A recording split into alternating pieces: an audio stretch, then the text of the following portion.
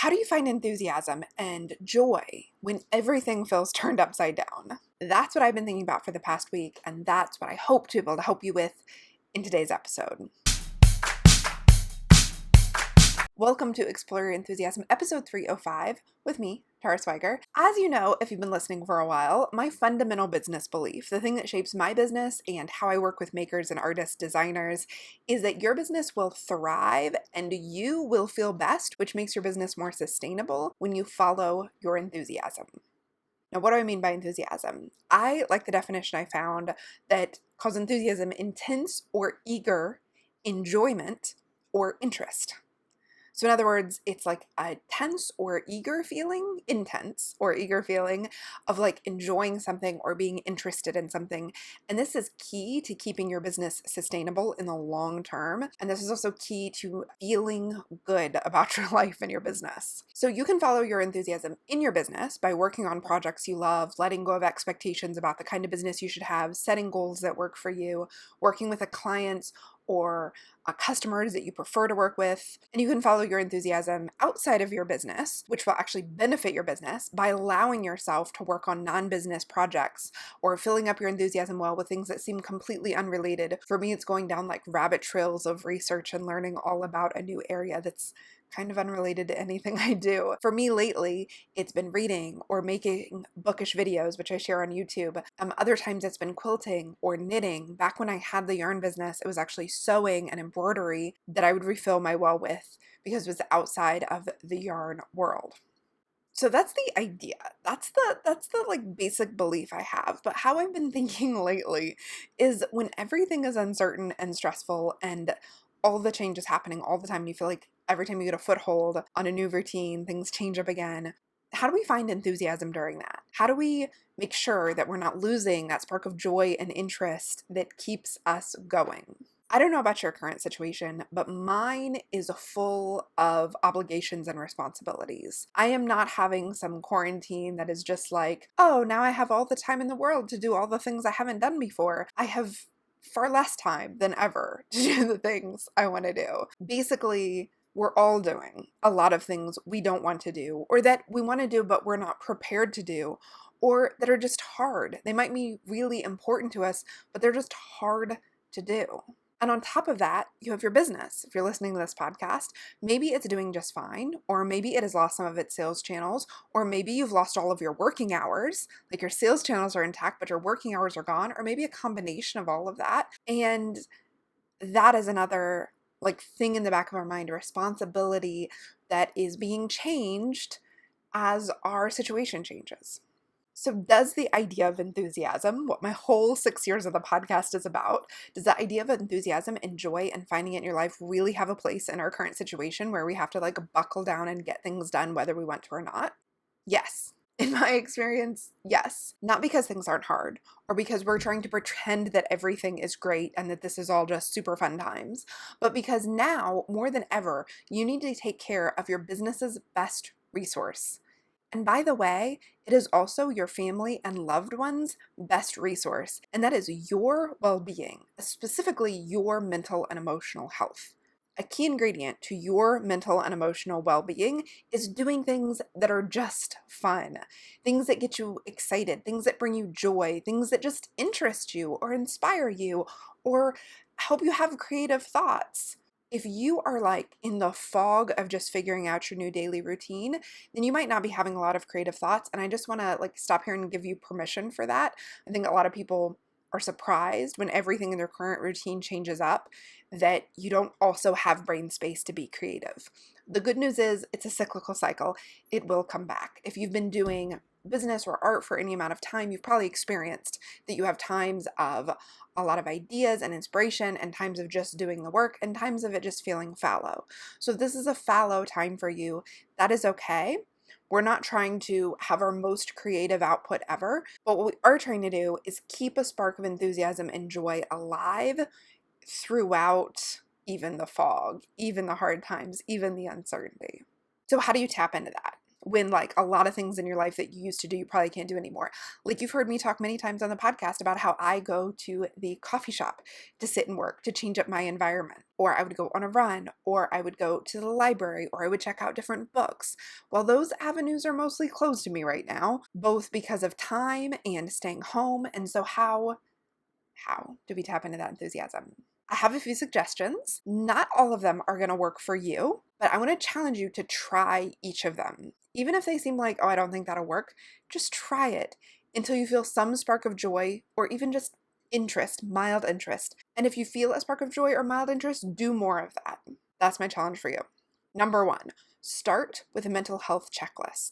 Now, I talked about this in episode 285, which you can find at tarasweiger.com/podcast 285. You can listen to that episode for the full list and explanation of kind of how this works and what it is. But the short version is there are some easy things you can do every day that studies have shown are the most effective at maintaining mental well-being. Now, that episode 285, is about mental health during the holidays, but you need it right now too, right? This is kind of like the holiday season in that like everything normal is turned upside down.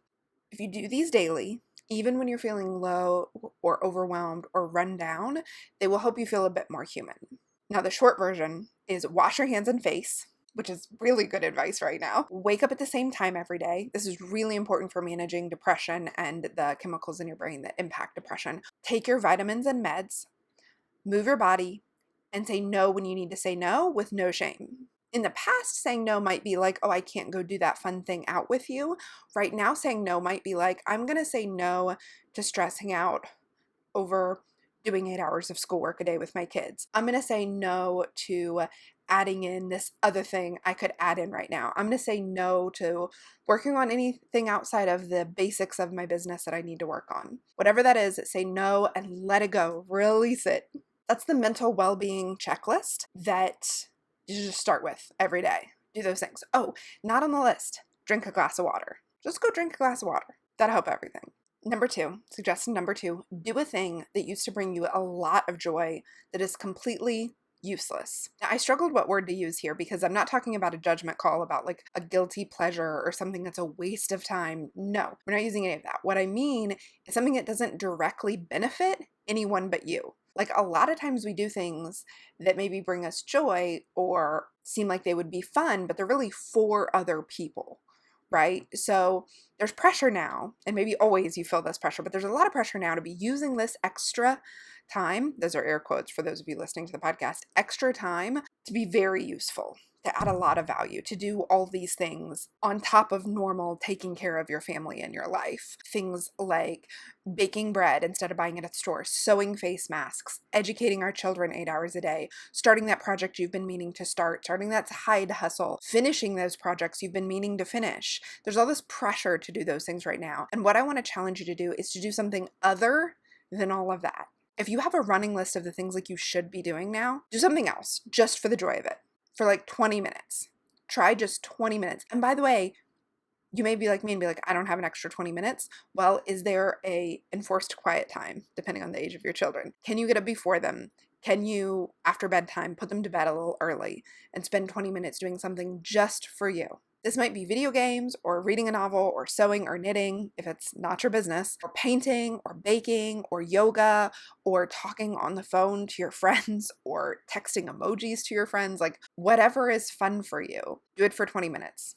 Not in relationship with anybody, not for someone, just for the fun of it. Now for me, this is reading novels. If you want to see what I'm reading right now, you can check out my YouTube channel. I do bookish videos almost every week. It's tarasweiger.com/YouTube, but it'll also be linked below wherever you're watching this. It's also playing Legos, and it's also been printing my photos lately. I've been going through all the photos on my phone, which could be one of those should do projects, but for me, just feels like such a luxurious use of time to scroll through the photos on my phone, clear out the old ones, and print the ones I want printed. Now my next suggestion is to play a game.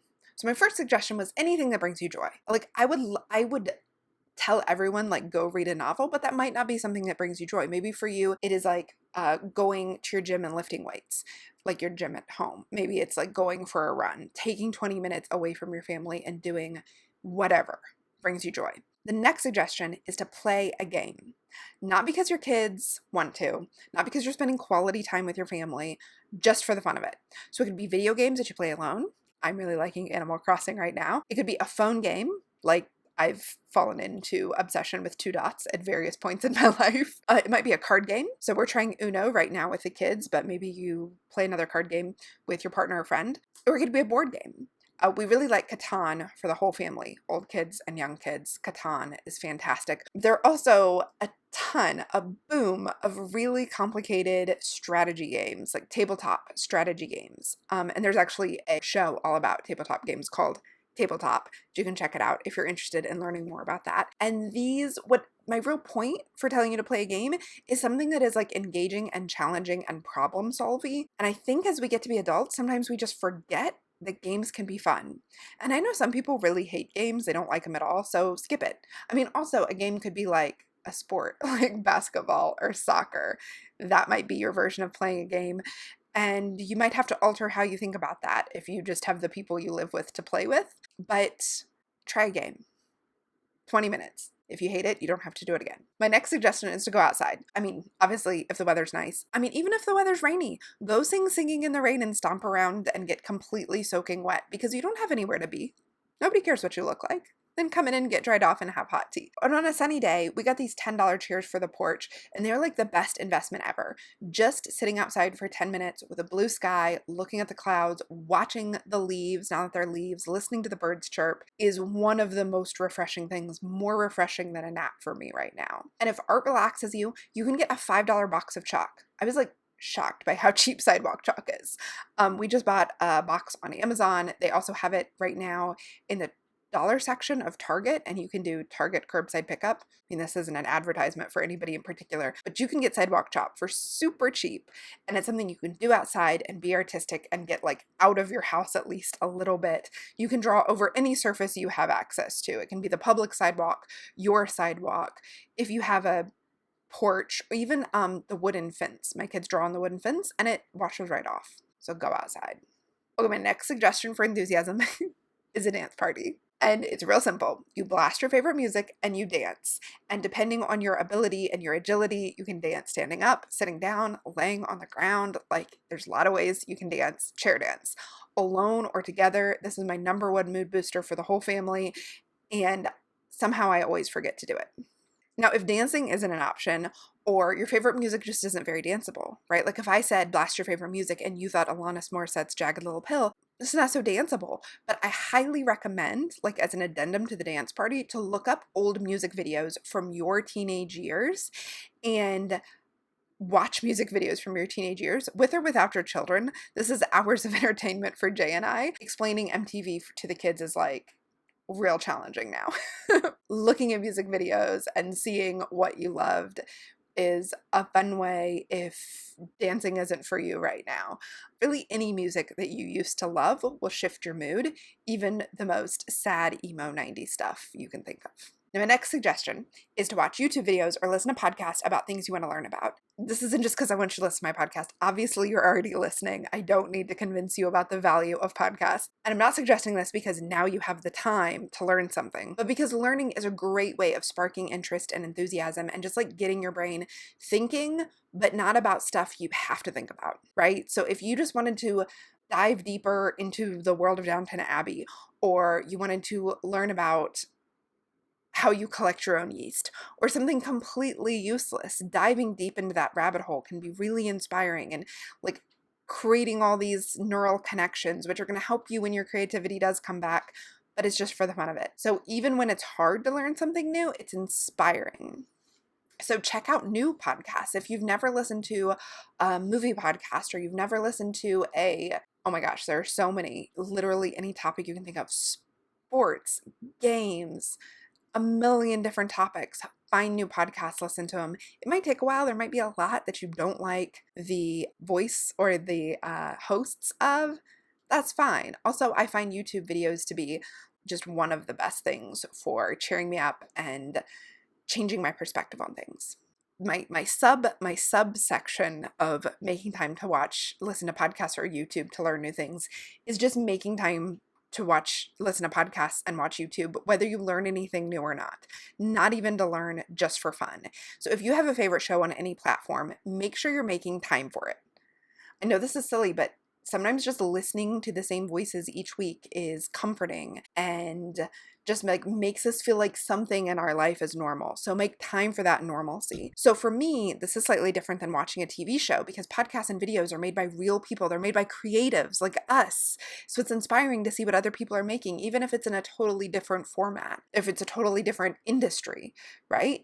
I know a lot of y'all like, or your kids like, watching makeup videos on YouTube. That's inspiring, even if it's not anything you're doing in your business, just to see what people are doing and how they're making it and how they're running their little creative empire. Living their real lives right now, going through what we're going through too, is different than watching a highly produced, slick, expensive show. It's more like connecting with friends and keeping the normalcy of whatever your routines were before. So those are my suggestions. This all comes back to mental health. You'll notice that the things I listed here aren't hard, but they are somewhat challenging. They're not like lay down and do nothing. Because although we all need a nap and need to be sleeping more, which, by the way, go to bed early, that's like a given. The reason why I suggested challenging things is because studies show that having too much time where you're completely passively consuming things is not actually restorative to our well-being. So if you're feeling depressed and you watch a TV show for 6 hours, you don't feel any better afterwards. You would feel better if you took a nap or you did something creative. And I know this is really hard to hear when you have no energy and you don't feel like doing anything. So I'm going to encourage you, yes, by all means, binge on your favorite shows and movies, but don't count on that as your only form of rest. One way that you could take, say you're like obsessed with a new show or movie, one way you could take that and make it slightly more inspiring and not just passively consuming it is to create fan art or write fan fiction or go on a deep dive to research it or an aspect of it, or if it makes you ask a question, or even like go deep dive on actors. Sometimes I'm like, what else do I know him in? I look up the IMDb page and then I'm like, oh, there's another 3 things that he's done that I want to figure out what are those things and what are those about. Or if you watch a period piece or a historical thing or an adaptation, go read the book, watch the other adaptations even. Just something that's like making connections and that you feel inspired by. Everything I've said today could be boiled down to one word. And as I talked to people about what they were doing to find enthusiasm and stay well and feeling okay during all this, it kept coming back to one word. And that's just play. When times are hard and you've got more stress and you've got more responsibility and you've got more unknowns and you've got people you're worried about, just make sure you have some time to play and be playful every day. It might be with your kids, it might be with your friends, it might be with your partner, it might be with your parents or your dogs. Most of the cats I know don't want to play with you, but whether it's alone or with somebody you care about, just make time to be playful and not to let all of the responsibilities and the stress and the concern weigh on every moment. Now, I want to be clear. Hope this is obvious because y'all have been listening for a while. There's no judgment or shame in whatever you're doing to cope with what's going on right now. Most days, I am feeling good if I can just do the mental health checklist. Notice, it didn't even say shower, it just said wash your hands and face. If I can do that mental health checklist, drink 2 glasses of water, and maybe do one thing on the list, maybe have 10 minutes of playfulness. Sometimes it's just listening to a goofy podcast while I wash the dishes. If I'm doing that, I'm feeling like I am like really got it together. So no pressure to do more, to finish projects, to start projects, and no shame for handling this however you're handling it. Remember that you can do whatever is working for you. What you've been doing isn't working for you. You can change it at any time with no judgment or shame for what you did before. So what I want you to take from this is that it's okay. You are going to bounce back. Your family is going to bounce back. If you have a series of bad days or bad weeks together, it's okay. You're going to bounce back. We will all bounce back. We will be here. We are resilient. We are strong. We are brave. In the meantime, I hope that this helps you find a spark of enthusiasm and joy in your day and your week, and that you can carry that into all the other things you have to do. Thank you so much for listening. I'm wishing you a week full of enthusiasm and joy and play.